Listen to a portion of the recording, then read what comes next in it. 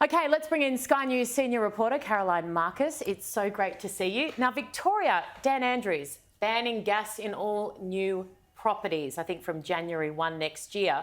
You kind of think, okay, it's Dan Andrews, we would expect something like that. But now Chris Minns, potentially New South Wales, open to following suit. That's right, Erin. So the New South Wales government today, as 2GB Radio announced, is considering whether to follow in Dan Andrews' footsteps and ban gas connections for new developments here in New South Wales. So it would be a huge step if they did this. It's not something that they took to the election earlier this year. And they wouldn't come onto radio and defend that or talk about their plans to consider this option. So that tells you where they might be thinking voters would be lying on this issue, that it might not be a very popular choice. Now, in Victoria, this is going to take effect from next year. The government there is saying it's going to save up to $1,000 on people's energy bills. How? But the modelling that they're basing it on from the Grattan Institute, that very institute has cast doubt over those claims. So it doesn't exactly fill you with confidence. No. And the opposition there says that those claims are also dubious. So the industry itself is obviously not happy with this decision and says that it will make a minimal difference to emissions and at the same time leaves consumers with less choice. Like, we're building more gas operations in New South Wales. It's just going to put more pressure on the electricity grid, which is already under pressure.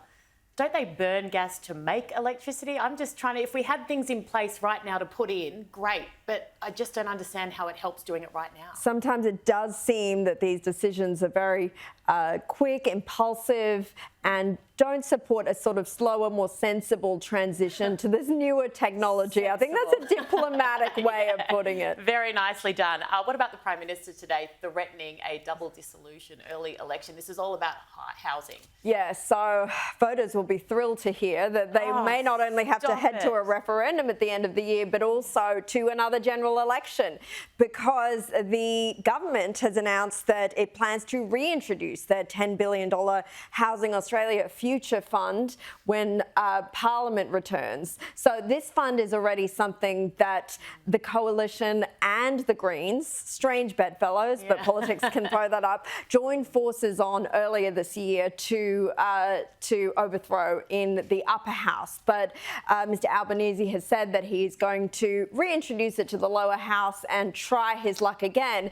If it doesn't get through and the Greens are still trying to hold the government ransom to this plan by saying we want a freeze on rents, which the government has held steady on, then the option would be to pull the trigger and ask the Governor-General to call a double dissolution, a double dissolve Parliament and go to an election. Not even the thought of a sausage would be tempting, would polish that in any way. No, exactly. Look, Mr Albanese has said today that it won't happen this year at least. Okay,